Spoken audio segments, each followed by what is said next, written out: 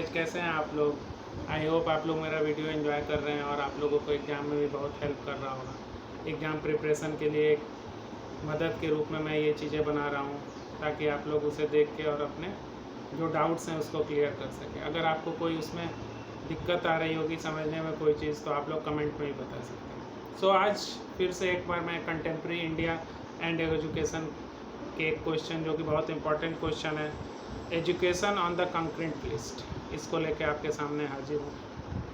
So guys we start. First of all हमें ये चीज़ ध्यान में रखनी है कि कोई भी अगर क्वेश्चन आता है तो उसमें सिर्फ उससे रिलेटेड चीज़ें ही हम नहीं लिख सकते, क्योंकि क्वेश्चन जो है वो लॉन्ग भी हो सकता है, शॉर्ट भी हो सकता है। तो ये हमेशा दिमाग में रखना है कि क्वेश्चन कितने मार्क्स का है। तो ये क्वेश्चन या तो 8 मार्क्स का आएगा या 16 मार्क्स का, तो उसके अकॉर्डिंग इसको हम लिखेंगे। सबसे पहले हमें ये समझना है कि कॉन्करेंट लिस्ट का मतलब क्या होता है।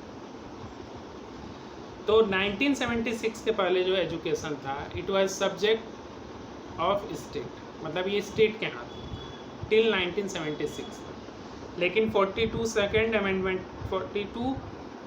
अमेंडमेंट जो हुआ उसमें ये किया गया कि स्टेट के हाथ से हटा के इसको कॉन्करेंट लिस्ट में डाल दिया। कॉन्करेंट लिस्ट का मतलब कि जो एजुकेशन होगा वो उसमें स्टेट जो है अपने प्रोविजंस या अपने जिस तरह की पॉलिसीज़ वो बना सकती है, लेकिन सेंटर उसको अगर देखता है कि वो वेलफेयर ऑफ पीपल्स के लिए नहीं है या नेशनल इंटीग्रेशन के लिए नहीं है, तो वहाँ पे वो अपने चीज़ों को वहाँ पे पुट कर सकता है, अपने व्यूज़ रख सकता है, और वहाँ पे पावर जो होगा वो सेंटर का होगा कि वो जितनी भी प्रोविजंस हैं वो बदल सकता है और अपने चीज़ों को इम्प्लीमेंट कर सकता है। जैसा कि मैंने बताया कॉन्करेंट लिस्ट के बारे में, ये बेसिकली जो है ये चीज़ इन चीज़ों का ध्यान रखा जाता है कि कोई भी अगर प्रोविज़न हो रहा है या कोई भी पॉलिसीज़ बन रही हैं, तो वो पॉलिसीज़ जो हैं वो कितना जो है पीपल के लिए बेनिफिशियल है या कितना चिल्ड्रंस के लिए या सिटीजन्स के लिए कितना हेल्पफुल है। उसके बाद हम इनमें इस क्वेश्चन में 3 लिस्ट के बारे में बात करेंगे। फर्स्ट हमारा है सेंट्रल लिस्ट, सेकंड है स्टेट लिस्ट जिसको directive principle of state policy भी बोला जाता है, डीपीएसपी। डीपीएसपी एक इम्पॉर्टेंट क्वेश्चन है, इसके बारे में मैं अलग से एक वीडियो बनाऊंगा, ये शॉर्ट क्वेश्चन में आएगा।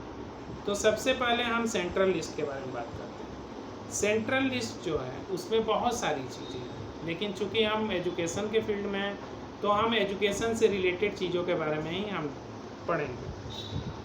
इसमें 3-4 चीज़ों के बारे में बात की गई है जो कि एंट्री के रूप में है। जो एंट्री 65, 66, 67 के बारे है, तो उस एंट्री में अलग अलग चीज़ों के बारे में बताया गया। जैसे एंट्री 65 जो है वो research centre for special studies के बारे में बताता है, साइंटिफिक और टेक्निकल असिस्टेंट के बारे में बताता है, training of police officer, professional, vocational और टेक्निकल ट्रेनिंग के बारे में बताता है। फिर एंट्री 66 जो है coordination and determination of standards in institution for higher education और research and scientific and technical institution, scientific and technical चीज़ों के बारे में बताता है। तो साइंस और टेक्नोलॉजी से रिलेटेड चीज़ों के बारे में बताता है एंट्री 66। यूनियन एजेंसी एंट्री 65 जो है वो बताता है research centre and special studies के बारे में। फिर एंट्री 66 में जो है यूजीसी के बारे में बात होती है। जैसा कि आप लोग जानते हैं यूजीसी का फुल फॉर्म होता है यूनिवर्सिटी ग्रांट कमीशन, जिसके अंदर बहुत सारे कॉलेजेस आते हैं। यूजीसी एक बॉडी है जो कि जितने भी इंडिया में कॉलेजेस हैं या जो भी तरह के इंस्टीट्यूशन हैं जो हायर स्टडीज़ देती हैं उसको वो गवर्न करता है। एक ये गवर्नमेंट का एक एजेंसी।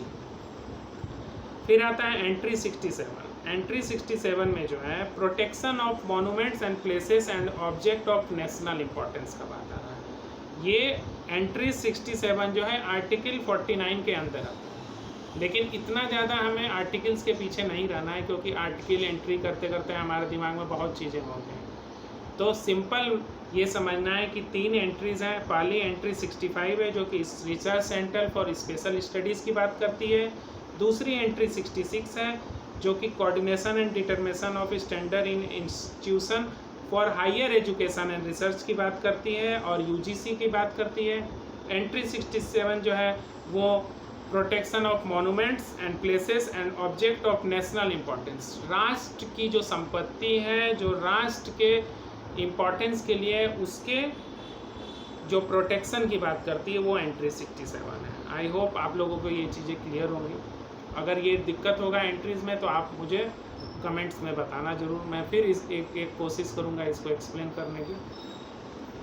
अब हम लोग यूनियन लिस्ट के बाद स्टेट लिस्ट की तरफ जा रहे हैं। स्टेट लिस्ट या directive principle of state policy. तो directive principle of state policy जैसे लग ही रहा है, प्रिंसिपल का मतलब क्या होता है, एक सिद्धांत होना। तो ऐसे सिद्धांत दिए गए स्टेट के लिए कॉन्स्टिट्यूशन में कि स्टेट जो है वो कैसे अपने लोगों के हित के लिए, अपने लोगों को भला के लिए एक नीतिगत सिद्धांत पे, एक नीति के अनुसार अपना कार्य करेगा। तो इनमें 3 मोटी मोटी चीज़ों के बारे में बताया गया है।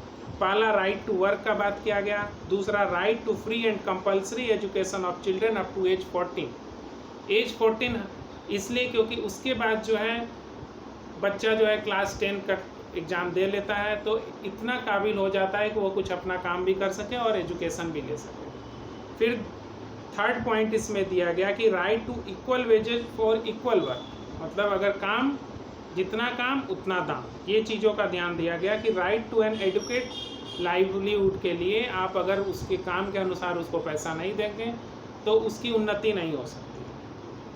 फिर गवर्नमेंट ने ये प्रोवाइड किया जो कि मतलब लोगों के राइट्स जो हैं सिटीजन्स के वो वायलेट नहीं हो, उनके जितने भी तरह के राइट्स हैं उसको बचा के रखा जाए। लेकिन एक और भी चीज़ है कि directive principle of state policy के अगेंस्ट अगर हम कोर्ट में जाना चाहें तो हम उसके अगेंस्ट नहीं जा सकते। लेकिन अगर हमारा वो राइट जो है, अगर हमारे अधिकार का वायोलेशन हो रहा है तो हम उसके अगेंस्ट कोर्ट में जा सकते हैं। कॉन्स्टिट्यूशन ने ये भी ध्यान रखा कि स्टेट जो है वो right to work, right to education, right to assistance from the government in case of unemployed, sick, बीमार लोग या डिजेबल, मतलब जो काम नहीं कर पाते हैं, अपाहिज हों जो, उनको भी किसी ना किसी तरह की मदद दी जाए। कोई भी तरह का पुअर पीपल है या उसके साथ कोई भी जस्टिस नहीं हो रहा है, उसके किसी भी तरह का अन्याय हो रहा है तो वो उसके अगेंस्ट कोर्ट में जा सकता है। तो इन चीज़ों की जो बातें लिखी गई हैं वो है हमारी स्टेट पॉलिसी, स्टेट लिस्ट में, या directive principle of state policy. Directive principle of state policy एक प्रिंसिपल है, एक सिद्धांत है जिस पे राज्य को, हर एक राज्य को चलना होता है। ये कॉन्स्टिट्यूशन में ये मेंशन किया गया है और ये स्टेट का अपना कर्तव्य है कि वो इस चीज़ को फॉलो करे, ज़बरदस्ती नहीं कराया जा सकता है। ये चीज़ ध्यान में रखना है कि इसके अगेंस्ट हम कोर्ट में नहीं जा सकते। तब कब तक? जब तक हमारे 6 फंडामेंटल राइट्स वायलेट नहीं होते। और वो 6 फंडामेंटल राइट्स क्या हैं?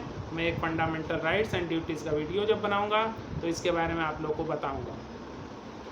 फिर directive principle of state policy में ये भी दिया गया कि स्टेट जो है वो public health, animal husbandry, prevent of slaughter houses, या जो मिल्क गिविंग एनिमल्स हैं उनका जो स्लॉटर हाउस है उसको बंद किया जाए। तो हेल्थ के बारे में, एनिमल हस्बेंड्री के बारे में, या फिर ड्रिंकिंग ऑफ बैन लगाना ड्रिंकिंग पे, इन चीज़ों को जो है स्टेट पॉलिसी में डाला गया है।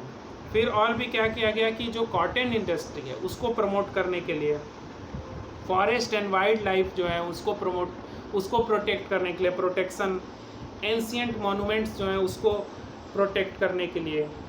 तो स्टेट हमेशा ये पॉलिसी बनाए जो कि क्या करेगा, हमेशा एक पीस मेंटेन करके रखेगा कंट्री में, और अगर पीस रहेगा कंट्री में तो वर्ल्ड में भी पीस रहेगा। आई होप आप लोगों को यूनियन लिस्ट और स्टेट लिस्ट समझ आया होगा। अगर आप लोगों को इसमें कोई भी तरह का डाउट होगा तो आप कमेंट बॉक्स में ज़रूर डालें, और ज़्यादा से ज़्यादा ये कोशिश करें कि मेरे वीडियोस पे अपने सुझाव दें, क्योंकि मैं ये वीडियोस जो हैं आप लोगों के लिए बना रहा हूँ ताकि आप लोग जो है अच्छे से इसका फ़ायदा उठा सकें। धन्यवाद।